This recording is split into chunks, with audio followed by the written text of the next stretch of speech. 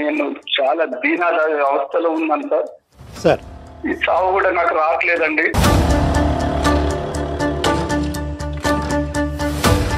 ఈమె job పోయినప్పుడల్లా night నాకు వాళ్ళు అక్కడ ఏం చేస్తున్నారో అని నాకు నిద్ర లేకుండా నా మైండ్ కొంచెం చావాలనిపిస్తుంది డాక్టర్ గారు.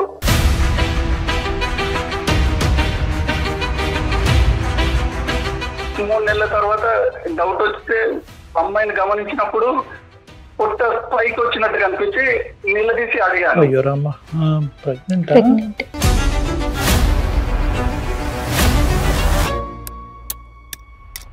నేను గట్టిగా అడిగినప్పుడు జీతం తీసుకొచ్చి నా చేతిలో పెట్టి బోర్లు ఏడిచేది, కానీ ఏ విషయం నాకు చెప్పేది కాదు.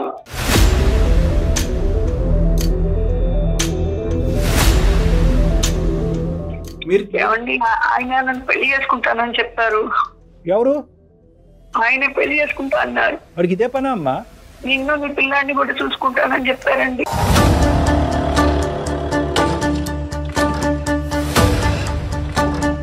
ఈరోజు ఆ సేవా కార్యక్రమాలు చేసినందుకు మీకు నోబెల్ ప్రైజ్ ఇవ్వాలా, లేదంటే ఈ దరిద్రం చూపెట్టినందుకు మిమ్మల్ని శిక్షించాలా?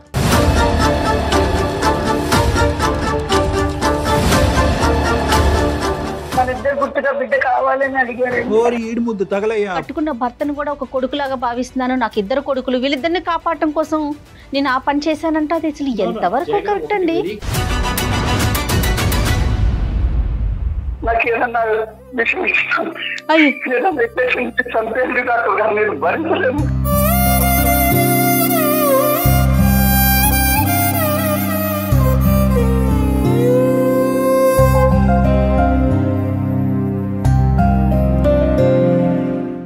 రెండు తెలుగు రాష్ట్రాలలో మొట్టమొదటి factory outlet jewellery shop Mukunda jewelleries. Mukunda jewellery సమర్పించు అందమైన జీవితం కార్యక్రమానికి స్వాగతం.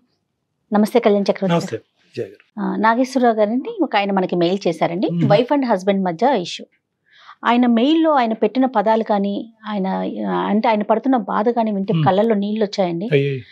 ఎలా పెట్టుకున్నాడంటే ఫైనల్ గా, నాకు చచ్చిపోవాలని ఉంది, ఏదైనా అవకాశం ఇప్పించండి, నన్ను ఎవరైనా చంపేసేయండి, అది త్రూ అంటే అంత బాధ వెళ్ళగక్కున్నాడండి వైఫ్ అండ్ హస్బెండ్ మధ్య ఉన్న ఒక ఇష్యూతో. సో ఇమీడియట్ గా మీతో మాట్లాడాలనిపించింది, మరి ఒకసారి కాల్ చేసేద్దాం. తప్పకుండా జయ గారు. చంపేయండి, నన్ను చంపేయండి అనేటటువంటి వ్యక్తి తన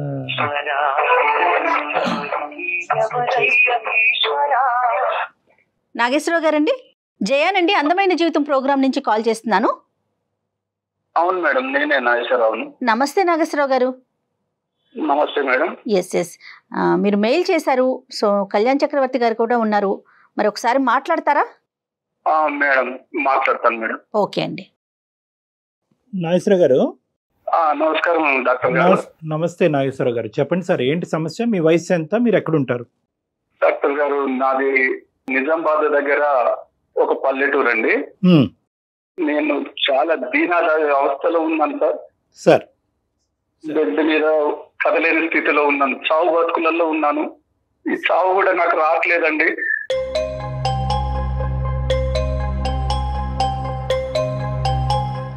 కాదు సార్, అంటే చావు బ్రతుకులు అంటే మంచం మీద ఉన్నారా మీరు?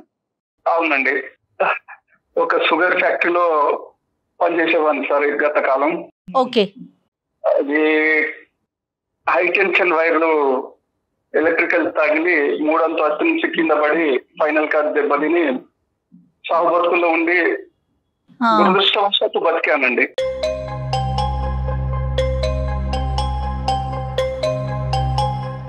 అదేంటండి, ఎవరైనా అదృష్టవశాత్తు బతికానంటారు, మీరేంటండి దురదృష్టవశాత్తు అంటున్నారు? చెప్పండి నాగేశ్వరరావు గారు.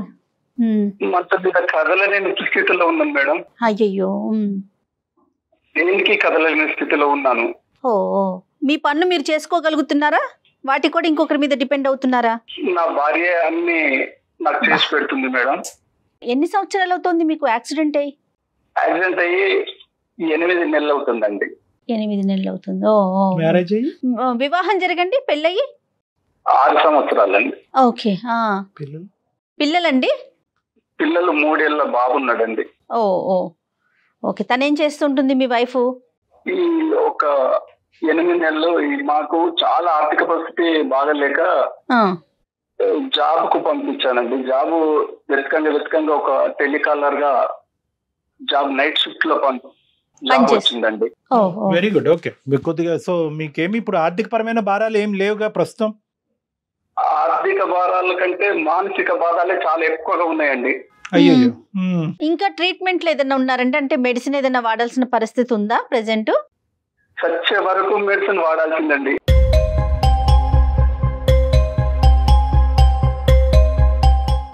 బంధువులు నేను మంచుకున్నప్పుడు మొత్తం ఇంటి చుట్టూ తిరిగేవారు. అంతేనండి. ఎవరు నా ఇంటి పక్కకు కూడా రావట్లేదు. చాలా ఇబ్బందిగా బతుకుతున్నాము. ఇప్పుడు మీరు మొబిలిటీ అనేది పెరిగేదానికి అవకాశం ఉందా సార్? అంటే జీవితాంతం మందులు వాడాలనేది నాకు అర్థం అవుతుంది, ఎందుకంటే న్యూరోమస్కులర్ కండిషన్స్ కి కొద్దిగా రికవరీగా వాడాలి. బట్ రికవరీ స్టేట్ గురించి ఏమని చెప్పారండి? అంటే ఏ part of the spine damage అయింది, అసలు మీరు ఎప్పటికైనా లెగిసి నడిచి తిరిగేటటువంటి అవకాశం ఉందా లేదా? లేదండి, ఫైనల్ కార్డు మొత్తంకే డ్యామేజ్ అయింది అన్నారు. జీవితాంతము బతికినంత కాలము మంచం మీదే ఉండాలని చెప్పారండి. అదేలేండి. అంటే మీరు ఇప్పుడు యూరిన్ గానీ మోషన్ గానీ వీటికి కూడా డిపెండేనా? ఎవరన్నా తీసుకుని వెళ్ళాలా మీరు? నా భార్య తీసుకెళ్తుందండి. చాలా గ్రేట్ లేడీ. నా భార్య చూసుకుంటుందండి అన్ని.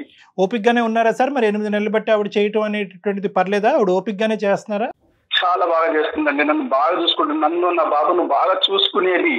కానీ ఇప్పుడు ఎలా చెప్పాలో నాకు అర్థం కావట్లేదండి. చెప్పండి. నేను భరించలేకపోతున్నాను. నాకు ఏదన్నా విషయం ఏదన్నా చంపేది డాక్టర్ గారు, నేను భరించలేను.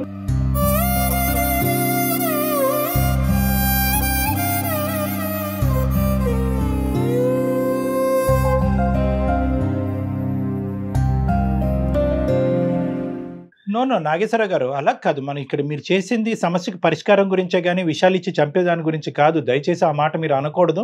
మేము డబ్బులన్నీ చేతులు అయిపోయినాక 3 నెలలు చాలా ఇబ్బంది పడ్డామండి. ఈ 3 నెలలు ఇబ్బంది పడ్డ తర్వాత ఒక 5 నెలల క్రితము జాబ్ వచ్చి. ఏం జాబ్ అది? దాని వివరాలు ఏంటి? ఆ జాబ్ ఎక్కడ? సాఫ్ట్వేర్ అంట, టెలికాలర్ గా నైట్ షిఫ్ట్ అండి. మరి ఆవిడకి నైట్ షిఫ్ట్ అయితే మరి మీకు ఇబ్బంది ఉండదా? రాత్రి ఎవరన్నా పెట్టి వెళ్తారా? మరి ఎలా బాబు ఎట్లా? బాబు చాలా బాధపడుకుంటూ నాకు అన్ని అరేంజ్ చేసి బాబును అటు ఇటు పోతాడని చెప్పేసి కాలుకు తాడుకు కట్టి నా మంచాన్ని కట్టేదండి.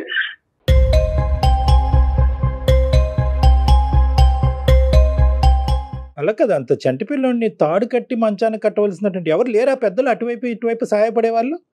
ఎవరు లేరండి. అదే కదా ఈ పరిస్థితి వచ్చిన కానీ ఎవరు మా దగ్గర కూడా రావట్లేదు.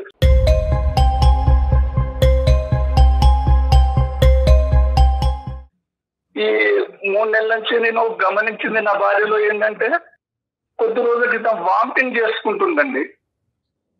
వామిటింగ్ చేస్తుంటే నా భార్యను పిలిచి అడిగానండి, ఏంటి ఇట్లా వామిటింగ్ చేసుకుంటున్నామని. ఫుడ్ పాయిజన్ అయిందండి అని దాచేసేది. 3 నెలల తర్వాత డౌట్ వస్తే అమ్మాయిని గమనించినప్పుడు పొట్ట పైకి వచ్చినట్టు కనిపించి నిలదీసి అడిగాను.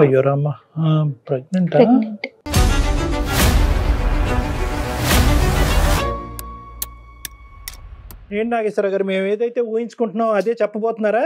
అదే డాక్టర్ గారు, నేను గట్టిగా అడిగినప్పుడు జీతం తీసుకొచ్చి నా చేతిలో పెట్టి బోర్లు ఏడిచేది, కానీ ఏ విషయం నాకు చెప్పేది కాదు.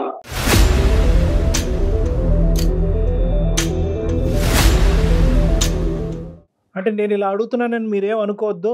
మీరైతే ప్రస్తుతం లాస్ట్ 8 monthsలో ఆ శారీరక పరంగా ఆవిడకి దగ్గర అయ్యేది కూడా ఇంపాసిబులే కదా మీ పరిస్థితి బట్టి? లేదండి, నేను అసలు పరిస్థితి కూడా లేదు. సో లేదండి. రైట్. ఇప్పుడు నాకు క్లియర్ గా అర్థమైందిలేండి. నేను అడిగినప్పుడల్లా ఏడుస్తుంది, కానీ ఏ విషయం నా దగ్గర చెప్పట్లేదు ఆవిడ. ఈమె జాబ్కు పోయినప్పుడల్లా నైట్ నాకు వాళ్ళు అక్కడ ఏం చేస్తున్నారో అని నాకు నిద్ర లేకుండా నా మైండ్ కొంచెం చావాలనిపిస్తుంది డాక్టర్ గారు.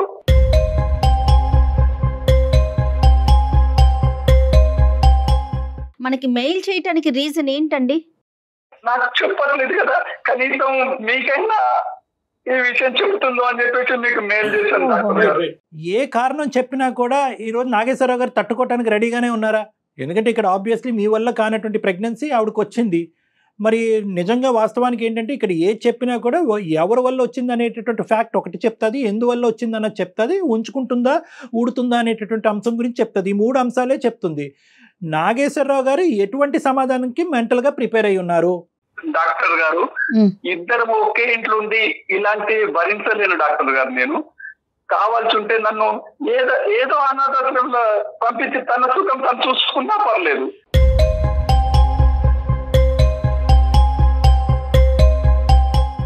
ఇక్కడుంటారా ఎక్కడుంటారా అనేది ఆవిడతో మాట్లాడిన దాన్ని బట్టి చూద్దాం అసలు ఆవిడ ఏమనుకుంటున్నారండి. ఫస్ట్ ఆవిడ ఉంటే ఆవిడకి ఇవ్వండి ఫోను. ఓకే డాక్టర్ గారు. కుసుమా, ఒకసారి ఇక్కడ ఒకసారి ఫోన్ మాట్లాడుతున్నారు. డాక్టర్ గారు వచ్చారు, ఫోన్ లైన్ లో ఉన్నారు. ఏంటిది? నేను ఈ డాక్టర్ గారు, అదే మన కళ్యాణ్ చక్రవర్తి గారు, డాక్టర్ గారు నేను మెయిల్ పెట్టాను మన సమస్యల గురించి కొంచెం సార్ విన్నవించుకున్నాను, మీతో మాట్లాడతారంట. నమస్తే అమ్మా, మీ పేరమ్మా? కుసుమ. నమస్తే అండి, నా పేరు కుసుమ. దురదృష్టం కొద్ది 8 నెలల క్రితం ఒక జరగకూడనటువంటి సంఘటన వల్ల అతను న్యూరలాజికల్గా డెఫిషియన్సీ అయ్యి మంచాన్న పడి ఈరోజు అతను ఏమీ చేసుకోలేనటువంటి వ్యక్తిగా మారిపోయి అన్ని పనులు మీరే చేయటం అన్నది జరుగుతుంది. మీకు ఫస్టే మేము హ్యాట్స్ ఆఫ్ అని చెప్పాము. ఎందుకంటే మీలాంటి స్త్రీమూర్తులు ఉండటం వల్లే ఈరోజు ప్రపంచం ఇలా ఉందేమో, మీలాంటి త్యాగశీలు ఉండటం వల్లే ఇలాగ ఈ ప్రపంచం ఉందేమో అని చెప్పి చాలా గర్వపడ్డాం మేము. చాలామందికి మీలాంటి వాళ్ళు ఒక ఎగ్జాంపుల్గా ఒక పాఠం కింద నిలవాలి అనేటటువంటిది మీ ఓపికి, మీ ఓర్పుకి, సహనానికి. కానీ ఏంటంటే తర్వాత ఫేజ్ 2లో అతను మాకు చెప్పినటువంటి అంశం ఏంటంటే, ఉద్యోగం వచ్చిన తర్వాత 3 నెలలు ప్రెగ్నెంటో లేదా 4 నెలలు ప్రెగ్నెంట్గా నా భార్య వచ్చి నా ఎదురుగుంట నిలబడి ఏంటి విచిత్రమైన పరిస్థితి అంటే కనుక ఆవిడ ఏడవటం తప్ప ఇంకో సమాధానం చెప్పట్లేదు, నాకు బతకాలని లేదు, నాకు విషం ఇచ్చి చంపేయండి డాక్టర్ గారు అని చెప్పి మాకు ఈమెయిల్ పంపించాడు. వెంటనే ఒక మనిషి యొక్క ప్రాణాన్ని కాపాడటం మించి ఇంకో ధ్యేయం అందమైన జీవితం లేదు కాబట్టి అతనికి వెంటనే కాల్ చేయడం జరిగింది. ఇప్పుడు మీ పరిస్థితి ఏంటో చెప్పండి అమ్మా, నిర్మోహమాటంగా ఉన్నది ఉన్నట్టుగా చెప్పండి. ఎందుకంటే ఈ క్లిష్టమైనటువంటి పరిస్థితిలోంచి మిమ్మల్ని ఎలా బయటకు తీసుకురావాలన్నది మేము ఆలోచిస్తాం. ఆయన్ని పెళ్లి చేసుకున్న దగ్గర నుంచి ఆయన బాగానే చూసుకున్నారండి. సంతోషం. మాకు ఒక బాబు కూడా ఉన్నారు, 3 ఏళ్ల బాబు. అయితే హైటెన్షన్ వైర్ తనకి తగిలి ఆయన ఇలా అయిపోయారు కదా. మీరేం చదువుకున్నారు కుసుమ గారు? నేను డిగ్రీ చదివానండి. Very good. సాఫ్ట్వేర్ కంపెనీలో టెలికాలర్ గా చేస్తున్నాను. ఎంతకాలం బట్టి చేస్తున్నారమ్మా? నేను ఒక 5 నెలల నుంచి చేస్తున్నాను. అదే ఎందుకు ఇప్పుడు ఆ జాబ్ నైట్ షిఫ్టేనా, డే షిఫ్ట్ ఉండదు? అది అంటే నైట్ షిఫ్ట్, వాళ్ళు నైట్ షిఫ్ట్ నాకు ఇష్టాన్ని అన్నారండి. అదేలేండి, యూరోపియన్ టైమింగ్స్ అయ్యి ఉంటాయి. ఇప్పుడు పాపం కుసుమ గారికి అవసరం కాబట్టి వెంటనే జాయిన్ అయినట్టున్నారు. నైట్ అంటే పిల్లాన్ని నిద్రపోతాడు, పెద్ద ప్రాబ్లం ఉండదు. పొద్దు నుంచి చూసుకోవాలి కదా పిల్లాన్ని. అదేలేండి, అది కాకుండా వారికి కూడా చూసుకోవాలి కదండి అన్ని రకాలుగా. అంతా బానే ఉంది కదమ్మా, చక్కటి జాబ్ వచ్చింది, భగవంతుడు చూపినటువంటి దారి. మరి ఇప్పుడు ఈ ఒడిదొడికి ఏంటమ్మా? ఇప్పుడు కరెంట్లీ మీరు క్యారింగ్ అని అతను చెప్తున్నారు, ఏంటి ఎంతవరకు నిజం? నిజమేనా అండి? అవునండి. ఏంటమ్మా, ఏం జరిగింది చెప్పండి. నాకు ఉద్యోగం ఇచ్చిన ఆయన ఒక 30,000 ఇస్తా, నేను మీ ఇల్లు పోషించుకోవడానికి. నాకు మా ఇంట్లో ప్రాబ్లం ఉంది, నాకు ఉండండి, నాతో ఉండమని అడిగారండి.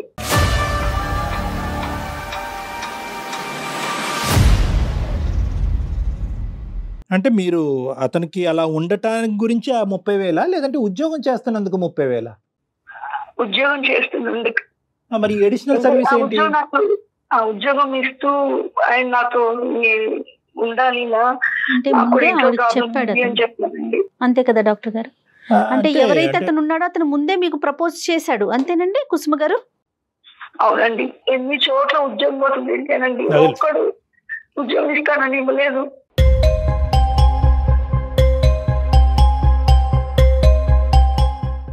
కానీ నా ఫ్యామిలీ నాకు ఇంపార్టెంట్. ఆయన కూడా నా బిడ్డ లాంటి వాడి కదండి. మనసులో ఉన్న అతనికి మందు కావాలి, తిండి కావాలి.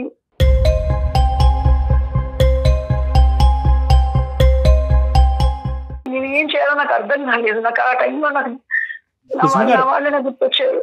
అదేలే తల్లి, అవసరం మీ చేత తప్పు చేయించింది అని అంటారు, కానీ తప్పు చేయటం అనేది ఒక తప్పు లేదండి. నేను తప్పు కప్పించుకోవట్లేదు, చేశాను, ఒప్పుకుంటున్నాను. చేశాను. ఎవరు ఏమండి అన్నం పెట్టాలి పిల్లి, వాళ్ళని పొద్దున్న లేస్తే నేను వాళ్ళకి నీడ్ అన్ని చూసుకోవాలి కదా, ఎక్కడి నుంచి తీసుకురమ్మంటారు?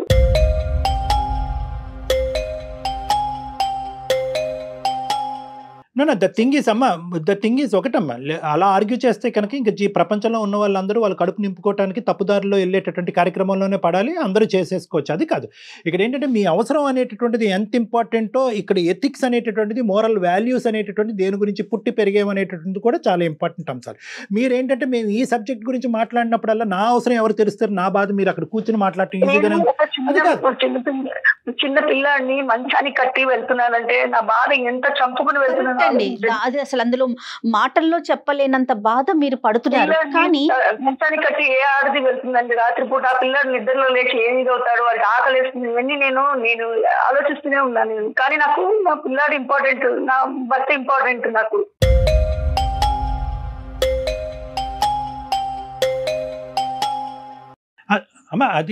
అదంతా మాకు ఇప్పుడు అర్థం అవుతుందమ్మా. But at the end of the day బాబు ఎలా ఉన్నాడు, భర్త ఎలా ఉన్నాడు అని ఆలోచించేటటువంటి స్త్రీ పక్కన ఒక మగాడిని పెట్టుకుని ఆ సుఖాన్ని ఎలా పంచుకుంటదమ్మా? నాకు తెలియక అడుగుతాను. అవసరం కరెక్టే. వయసులో ఉన్నాను నేను, నాకు కోరికలు ఉన్నాయి, కానీ చుట్టుపక్కల వాళ్ళు నీ మగుడు ఇలా మంచంలో పడున్నాడు, నీ బిడ్డ ఇలా ఉంది, నువ్వు వెళ్ళిపో, నీ లైఫ్ నువ్వు చూసుకో అని చెప్పినా కూడా నేను ఎవరి మాటలు పట్టించుకోలేదండి.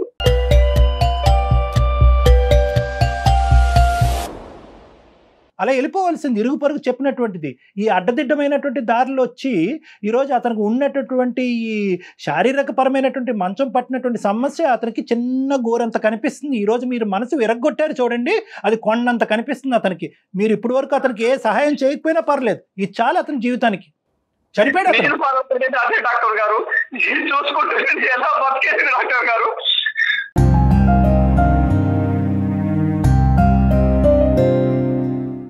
చచ్చిపోయాడు అతను, మానసికంగా చచ్చిపోయాడమ్మా. మీరు ఇప్పుడు వరకు చేసినటువంటి సేవ ఏదైతే ఉందో అదంతా బూడిదలో పోసిన పన్నీరు. ఇరుగు పొరుగు అందరూ చెప్పారండి వెళ్ళిపోవమ్మా, నీకు వయసు ఉందమ్మా, బిడ్డను తీసుకుని విడాకులు తీసుకుని వెళ్ళిపోమంటే కనుక పద్ధతిగా మీరు వెళ్ళిపోయి ఇంకో పెళ్లి చేసుకుని ఉంటే కనుక ఇతను దిక్కో మొక్కో లేనోడిలాగా ఏ అనాథాశ్రమంలోనే ఎక్కడో ఉండి బతికి బయటపడి ఉండేవాడు. పద్ధతిగానే వెళ్ళింది నా భార్య అని చెప్పి. ఈరోజు ఆ సేవా కార్యక్రమాలు చేసినందుకు మీకు నోబెల్ ప్రైజ్ ఇవ్వాలా, లేదంటే ఈ దరిద్రం చూపెట్టినందుకు మిమ్మల్ని శిక్షించాలా?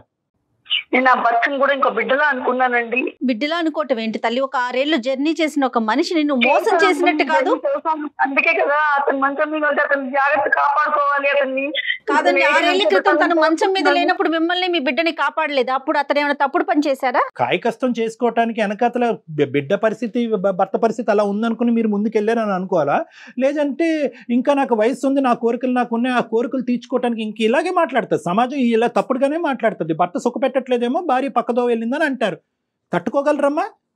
ఇవన్నీ పక్కన పెట్టండి. తప్పు ఓకే, నేను అంటున్నాను నా బిడ్డ నాకు నా భర్త ఇంపార్టెంట్ అని ఒక్కటి తప్ప నా మనసులో ఏమీ లేదండి. కరెక్టేనమ్మా, కానీ అదే భర్త అదే బిడ్డ లైవ్ లో ఈ తల్లి ఏం చేస్తుంది, భార్య ఏం చేస్తుంది అంటే చూస్తూ ఉంటే కనుక అప్పుడు కూడా ఇలా కంటిన్యూ అయ్యి ఉండేవారా మీరు? చెప్పండి, నేను చెప్తున్నాను.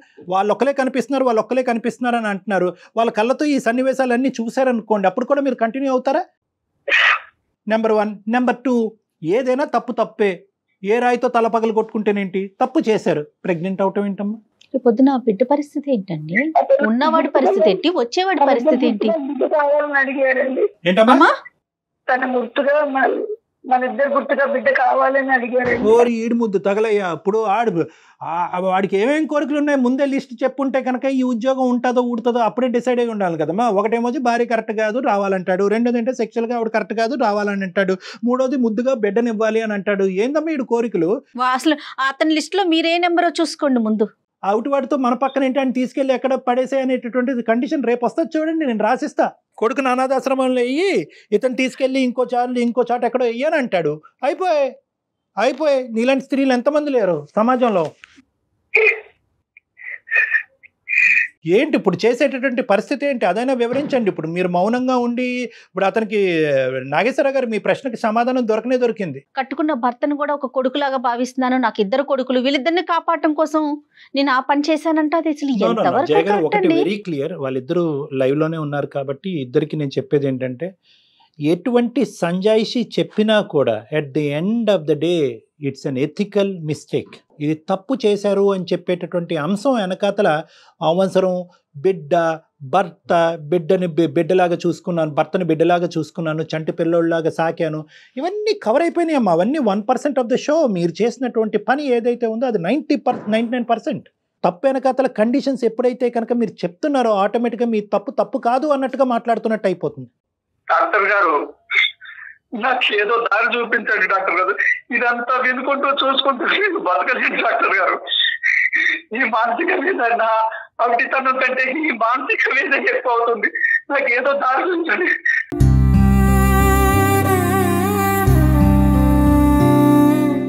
ఒక్క నిమిషం ఓర్పుగా ఉండండి, ఒక్క నిమిషం నాగేశ్వరరావు గారు.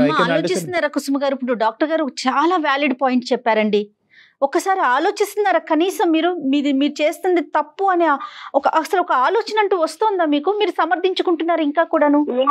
తప్పు చేశాను, ఒప్పుకుంటున్నా, నేను తప్పు చేశాను, కానీ నేను చెప్పినది నిజమే చెప్తున్నాను. నా ఫ్యామిలీ కోసం నేను ఏం తప్పు చేసినా ఫ్యామిలీ కోసం ఆ టైంలో నాకు ఆ సిచ్యువేషన్ లో నేను ఏం చేయాలో అర్థం కాలేదు. ఓకే నా అవసరం అలాంటిది కాబట్టి నేను ఇలా దిగజారిపోయాను అనేటువంటి మాట అనుకోకండి. మీరు ఎప్పుడు కూడా నేను ఒకటే పాయింట్ చెప్తున్నాను, మీరు చేసిన ఎంతో మంది దగ్గరికి వెళ్ళానండి, ఒక్కరు సహాయం చేయలేదు మాకు. ఎవరు సహాయం చేయలేదు తల్లి, కాదనట్లేదు. ఈ రోజు మీ హస్బెండ్కి ఏం చెప్దాం అనుకున్నారు? ఈ కార్యక్రమం మొదలుపెట్టి ఆ మహానుభావుడితో ఈ పనికిరాని ప్రయాణం స్టార్ట్ అయిన తర్వాత ఆడు ఓన్లీ ఫిజికల్ కాదు, బిడ్డ కావాలని కూడా కండిషన్ పెట్టాడు మహానుభావుడు. చాలా పెద్ద ఎజెండా మీద ఉన్నాడు. ఎంతమందిని కడుపు చేశాడు మరి నాకు తెలియదు. కానీ ఇప్పుడు నీ భర్తకి ఏమని చెప్దాం అనుకున్నావు? ఏమని చెప్పినా కూడా మంచాన్ని మీద పడిన నీ గురించి నేను చేస్తున్నాను, బిడ్డ గురించి నేను చేస్తున్నాను అనే ఒక కథ ఇప్పుడు ఏదైతే మీరు మాకు వినిపిస్తున్నారో, సారీ కథ అంటే కనుక మళ్ళీ మీకు కోపం వస్తుంది, ఇటువంటిది చెప్తే కనుక అతను చల్లబడిపోతాడు అనుకుంటావా?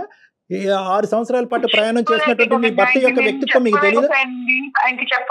చెప్పుకోలేకపోయాను కాబట్టి నేను మౌనంగా ఉండిపోయానండి. లేదు, మౌనం అంగీకారం బేసికలీ కాదు. 3 నెలలు మీరు చెప్పలేకపోయారు, ఇంకొక 6 నెలలు పోయాకైనా చెప్పాలిగా. ఈ రోజు ఆ పెద్ద ఆయన అలా విలిపించుకుంటూ మమ్మల్ని అడుగుతున్నాడు. అతను మంచం మీద పడి అతను వెన్నుపోసి ఇరిగిపోయి ఈ కర్మను ఎక్కడ కూడా ఊహించుకుని ఉండడు. లేదంటే కనుక ఎప్పుడైతే వెన్నుపోసి ఎరిగిందో ఇది ముందుగానే తెలిస్తే కనుక ఆ రోజే విషయం మింగి చచ్చిపోయి ఉండేవాడు అతను. చెప్తున్నాను నిజంగా, ఎందుకురా దేవుడా బతికించేవని అంటున్నాడు అతను. ఇప్పుడు ఈ సమస్యకి పరిష్కారం డాక్టర్ కళ్యాణ్ చక్రవర్తి చెప్పాలా, కుసుమ చెప్పాలా? మీరు ఆయన నన్ను పెళ్లి చేసుకుంటానని చెప్పారు. ఎవరు? ఆయన పెళ్లి చేసుకుంటా అన్నారు. వాడికి ఇదే పనా అమ్మా? నిన్ను నీ పిల్లాన్ని కూడా చూసుకుంటానని చెప్పారండి. ఓకే, ఇది కూడా. సో మొత్తం అన్ని కండిషన్లు మాట్లాడుకుందాం. ఒకటి ఏంటంటే భార్యతో గొడవ కాబట్టి నువ్వు ఉండాలి, రెండోది ఏంటంటే ఆవిడ ఫిజికల్గా ప్రాబ్లం కాబట్టి నువ్వు సెక్షువల్గా నన్ను సుఖపెట్టాలి, బిడ్డను కావాలి, ఫైనల్గా పిల్లోడిని కూడా కనాలి. ఇంక ఇది రాలేదేంటి? మీ ఆయన మెడపట్టుకుని బయటకు గెంటాలి అనేది రాయలేదేంటమ్మా? ఇవన్నీ డాక్టర్ గారు, ఇంకా ఏం చేయాలండి డాక్టర్ గారు?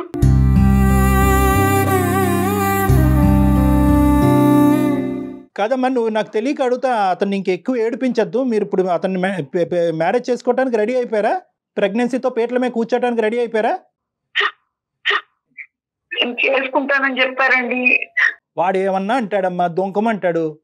నీ 30,000 గురించి ఏంటి ఇదంతాని? మరి ఇప్పటి వరకు మీ సో కాల్డ్ త్యాగం ఎట్లా? త్యాగానికి ఏం చెప్పుకుంటారు? అంతా ఒక కట్టు కథ అనిపిస్తుందమ్మా మాకు. ఇప్పుడు ఈ రోజు మేము ఎక్కడ జాలిపడి మొదటి నుంచి మీ ఇద్దరి మధ్యన ఫిక్స్డ్ ఎజెండా. నీకేంటంటే కోరికలు తీరలేదు, అతనికి అక్కడి నుంచి కోరికలు తీరలేదు కాబట్టి కోరిక కలిసి ఈ రోజు నువ్వు ప్రెగ్నెంట్ అయింది, ప్రెగ్నెన్సీకి ఒక బిడ్డ సాక్ష్యం అవ్వబోతున్నాడు కాబట్టి పెళ్లి చేసేసుకుందాం. దానికి మీరు రెడీగా ఉన్నారు. ధైర్యం చేసి ఎదిరించేటటువంటి భర్త ఎలాగా లేడు. గట్టిగా అరిస్తే అతను ప్రాణాలు పోయేటట్టు ఉన్నాయి. అతను ఎవరు సానుభూతి చూపెడతారు మీకు? ఈ బిడ్డను ఏం చేద్దాం అనుకుంటున్నావు? నా బిడ్డను కూడా చూసుకుంటా అన్నారండి. ఆవిడ ఫిక్స్ అయ్యారు కళ్యాణ్ గారు. మీరు ఇంతవరకు ఏమనుకుంటున్నారంటే ఆవిడని మోటివేట్ చేయాలనుకుంటున్నారు. ఆయన కూడా మనసులోనే ఉండనిద్దాం, సేవ చేసుకుంటాను. అమ్మా, నీకు అలాంటి పరిస్థితి వస్తే మీ భర్త అలా చేస్తే ఎలా ఉంటుంది ఒకసారి ఊహించుకో కనీసం. అక్కడి వరకు వెళ్ళరుగా. ఏమ్మా, బాధ్యతలు పరిస్థితుల వల్ల కంప్లీట్గా కూరుకుపోయావో, లేదంటే నీ ఆలోచన మీద నీ కంట్రోల్ పోయిందో, ఏదన్నా అవనియండి అమ్మా, ఇప్పటికైనా ఇది ఒక గొప్ప అవకాశం ఈరోజు మీరు మాతో మాట్లాడటం. ఒకప్పుడు నిజంగా నాకు కనువిప్పు కలిగింది, ఒక ఆలోచన ఇప్పటికైనా వచ్చింది అనేటటువంటి మాట మీరు అంటే కనుక ఎటువంటి ఆప్షన్స్ ద్వారా మీరు ఇందులోంచి బయటపడచ్చు అనేది మేము చెప్తాం. అంతేగాని అంతేగాని బిడ్డ పుట్టేస్తున్నాడు కాబట్టి వాడు పెళ్లి చేసుకుంటాడు ఇలా కాదు. ఇప్పుడు ఏం జరగాలి అనేది ఇప్పుడు 2 ఆప్షన్స్ అమ్మా. అబార్షన్ చేయించుకో అనేటటువంటి మాట మేము చట్టరీత్యా మేము చెప్పకూడదు. ఎందుకంటే అది కంప్లీట్గా ఒక తల్లికి సంబంధించినటువంటి ఒక హక్కు. అది నీ భర్త వల్ల వచ్చినా వేరే వాళ్ళ వల్ల వచ్చినా. లేదండి, కడుపులో ఉన్నటువంటి బిడ్డను ఆ విధంగా చేసుకోవటం నాకు ఇష్టం లేదు, ఆడు దొంగ అయినా దరిద్రుడైనా కూడా బిడ్డను అలా చేసుకోవటం అంటే కనుక ప్రెగ్నెన్సీ కంటిన్యూ అయ్యి బిడ్డను అతనికి దారదత్తం చేయండి. ఆ బిడ్డ గురించే కదా అతను వేచి ఉన్నాడు, అతనికి ఇచ్చేసేయండి ఆ బిడ్డని. నెక్స్ట్ మీ భర్త గారిని అడగాలి, ఏమయ్యా ఇంత అన్యాయం చేసినటువంటి నీ భార్యను నువ్వు క్షమిస్తావా, ఉంటావా, ఇప్పటికీ కూడా నన్ను ఒక అనాథాశ్రమంలోనే ఎక్కడో పడేయండి అనేటువంటి మాట అంటావు అనేది బాల్ అతను కోర్టులో ఉంది. ఎందుకంటే ఈ విధంగా తప్పుదోవలో వచ్చినటువంటి స్త్రీని క్షమించి అతను యాక్సెప్ట్ చేస్తాడా లేదా అనేటటువంటిది ఫస్ట్ మీ రియలైజేషన్ బట్టి ఆధారపడి ఉంటుంది. ఫస్ట్ మీరు పూర్తిగా మనసు విప్పి మీరు చెప్పగలుగుతున్నారా? అవునండి, నేను మారుతాను. ఏ విధంగా మారుదాం అనుకుంటున్నారమ్మా? నేను అబార్షన్ చేయించుకుంటానండి. మేం ప్రెషర్ పెట్టినట్టు కాదు, అది మీ నిర్ణయం. లేదండి, నాకు నా భర్త కావాలి. నీ భర్త కావాలి, నీ కొడుకు, నా పిల్లడే కావాలండి. మరి అతనికి ఏమని చెప్తారు? అతను ఏవో చాలా ప్రామిసులు చేశాడు కదా, 30,000 కాదు 60,000 ఇస్తానంటాడు ఇప్పుడు ఇంటికి వెళ్ళగానే. నేను మానేస్తానండి, ఉద్యోగం మానేస్తాను. మరి బ్రతుకు తెరువు? కళ్యాణ్ గారు, దానికి మనం 190 ఉన్నాయండి అవకాశాలు. ఎలాంటి బిజినెస్లు చేసుకోవచ్చు, ఇంట్లో ఉండే సంపాదించుకునే మార్గాల్ని సుమన్ టీవీ ద్వారా నేను చెప్తానండి ఆవిడ. Okay, very good. ఓకే, అవకాశం మనం ఆఫర్ వచ్చిందమ్మా నీకు. కానీ ప్రెగ్నెన్సీ అనే విషయం మాత్రం అమ్మ కుసుమ గారు మీరు ఇక్కడే డెసిషన్ తీసుకోవద్దు. అది ఎలా అనిపిస్తుంది అంటే చూసే ఆడియన్స్ కూడా మేమేదో రాంగ్ వేలో తీసుకెళ్ళినట్టు అనిపిస్తుంది. మీరు నిదానంగా ఆలోచించుకోండి, దాని గురించి మళ్ళీ మాట్లాడదాం. ఈ ఎపిసోడ్ అయిపోయిన తర్వాత మళ్ళీ ఒకసారి డాక్టర్ గారు మీరు నేను ఒకసారి ఫోన్లో మాట్లాడి ఏం చెయ్యొచ్చు, ఎలా చేయొచ్చు అనేది మాట్లాడొచ్చు. ఏమంటారు కళ్యాణ్ గారు? అంతేనా? నీ ఉద్యోగ అవకాశం, నీ బ్రతుకు తెరువు గురించి ఆవిడ చూసుకుంటా అన్నారు. ఇక్కడ మన దగ్గరే ఉండేటటువంటి ఆపర్చునిటీస్ ఏ విధంగా ఉన్నాయన్నది ఆవిడ మీకు వివరంగా చెప్తా అన్నారు. ఫస్ట్ అన్నిటికంటే ముఖ్యం ఏంటంటే నువ్వు బలంగా నీ తప్పును అంగీకరించి నీ నిర్ణయాన్ని నువ్వు మాకు చెప్పి తద్వారా నాగేశ్వరరావు గారు మిమ్మల్ని ఈ పద్ధతిలో యాక్సెప్ట్ చేయగలరా లేదా అన్నది మాట్లాడాలి. నాగేశ్వరరావు గారు. మేడం చాలా సంతోషం మేడం. డాక్టర్ గారు, సుమన్ టీవీ మీరు మా కుటుంబాన్ని నిలబెట్టారు డాక్టర్ గారు. నాకు ఇది సమ్మతమైన డాక్టర్ గారు. ఓకే అండి, ఇంకా ఈ సబ్జెక్ట్ గురించి మీరిద్దరు ఏం మాట్లాడుకోవద్దు. ఎందుకంటే కనుక ఈ డిస్కషన్ ఇంకా మీ ఇద్దరి మధ్యన ఎటువంటి గ్యాప్ పెంచకూడదు. మీ ఇద్దరిని కలిపి హ్యాపీగా ముందుకు ప్రయాణం చేయాలి అనేటటువంటి విధంగానే మా యొక్క హెల్ప్ ఉండాలి. కానీ ఒక అనుమానాస్పదమైనటువంటి ధోరణితో రేపొద్దున కుసుమ ప్రతిసారి బయటకు వెళ్తుంది, ఎక్కడికి వెళ్తుంది అనేటువంటి అనుమానంతో నాగేశ్వరరావు గారు ఉంటాం. ఇటువంటి డిస్కషన్స్ అనేటువంటిది రానున్న రోజుల్లో ఉండకూడదు. ఇక్కడి వరకే కాదు, ఇంకా ఏంటంటే ఫాలోఅప్లో కూడా ఏంటంటే మేము కుసుమ గారితో టచ్లో ఉంటాం. కుసుమ గారు డైరెక్ట్గా వచ్చి మాతో మాట్లాడతారు.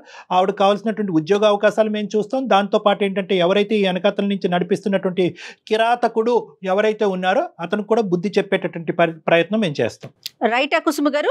మీకు ఓకే కదా? అలాగేనండి. రైట్, ఇదే స్ట్రాంగ్ గా ఉండండి అమ్మా. నమస్తే అమ్మా. రైట్, నాగేశ్వరరావు గారు ధైర్యంగా ఉండండి. సంతోషం. నమస్తే. నమస్తే. అంటే ఎలా ఉందంటే చూసారా మేడం, తప్పు చేసాక దాన్ని సమర్థించుకునేటటువంటి ప్రయత్నానికి మనం వాడేటటువంటి కారణాలు ఎంత గొప్ప కారణాలన్నా అవనియండి, at the end of the day తప్పు విల్ ఫిల్టర్ అవుట్. అంతే కదండి, అంతే కదా. తప్పు తప్పే కదా కళ్యాణ్ గారు ఎప్పటికైనా. అంటే మైండ్ సెట్ అలా పనిచేస్తుందండి, అప్పుడున్న పరిస్థితులను బట్టి అట్లా మారిపోతుందా కళ్యాణ్ గారు? కదమ్మా, ఇప్పుడు తప్పు చేసేటటువంటి స్త్రీ అయితే కనుక భర్త బయటకు వెళ్ళి ఆ 8 సంవత్సరాలు 6 సంవత్సరాలు బయటకు వెళ్ళినప్పుడల్లా ఈవిడ బయటకు వెళ్ళి తప్పు చేయొచ్చుగా. ఈ రోజు ఏంటంటే మనం అటువంటి తప్పుని మనం ఈరోజు సమర్థించట్లేదు. కానీ ఆ డిప్రెషన్లో ఏదంటే పగలనక రాత్రనక అటు ఇటు ఎడమవైపు కుడివైపు ఎవరు సపోర్ట్ లేక, తినడానికి తిండి లేక, డబ్బులు అవసరం అయ్యి ఎవరు దిక్కుతోచినటువంటి పరిస్థితుల్లో పోనీలే ఏముంది శరీరాన్ని అమ్ముకుని ఈరోజు భర్తని కుటుంబాన్ని కాపాడదాం అనేటటువంటి పరిస్థితి, దయనీయమైనటువంటి పరిస్థితి రావటం అనేటటువంటి జరుగుతూ ఉంటుంది. దాని అంటే ఫ్యూచర్ ని ఆలోచించుకోరా? ఇంకేముండదు. ఇంకా అక్కడ ఏంటంటే ఉన్న బిడ్డ పరిస్థితి ఏంటి, రేపు పొద్దున వచ్చే వాళ్ళ పరిస్థితి ఏంటి, అంత మైండ్ సెట్ ఉండదండి. అన్నిటికంటే చావు కంటే పెద్ద బాధ ఏదన్నా ఉంది అంటే ఒక మనిషికి అవసరం అమ్మా. చచ్చిపోయే వాళ్ళు చాలా ఈజీగా చనిపోతారు. ఎందుకు బతకాలి అనేటటువంటిది వాళ్ళు ఊరి తీసుకుంటారు, లేదంటే ఇంకో విధంగా సూసైడ్ చేసుకుంటారు. నేను బతకాలి కన్నా అవసరం ఎవరు తీరుస్తారు, నా భర్త నా పిల్లల యొక్క అవసరం ఎవరు తీరుస్తారు అనేటటువంటి బాధ ఉంటుంది చూడండి, ఆ ముళ్ళు ఉంటుంది చూడండి, అది మనిషిని మానసికంగా బతుకుండగానే చంపేస్తుంది. సో అందులోంచి బయట పడాలి అనేటప్పుడు ఏది ఎతికలు, ఏది మోరలు, ఏది రాంగ్, ఏది రైట్ అని ఆలోచించినటువంటి పరిస్థితిలో ఉంటారు. ఆవిడ అంటే మనస్ఫూర్తిగానే ఒప్పుకున్నారంటారా? మనం డైరెక్ట్ గా కలిసినప్పుడు కూడా మాట్లాడదాం. ఇది ఎక్కడితో ఆగే కథ కాదు, ఇది మిగతా కథ. చాలా చక్కటి సొల్యూషన్ కళ్యాణ్ గారు, చాలా సంతోషం అనిపించిందండి. రైట్, చూద్దాం. నమస్తే. నమస్తే. 2 తెలుగు రాష్ట్రాలలో మొట్టమొదటి factory outlet jewellery shop Mukunda jewelleries.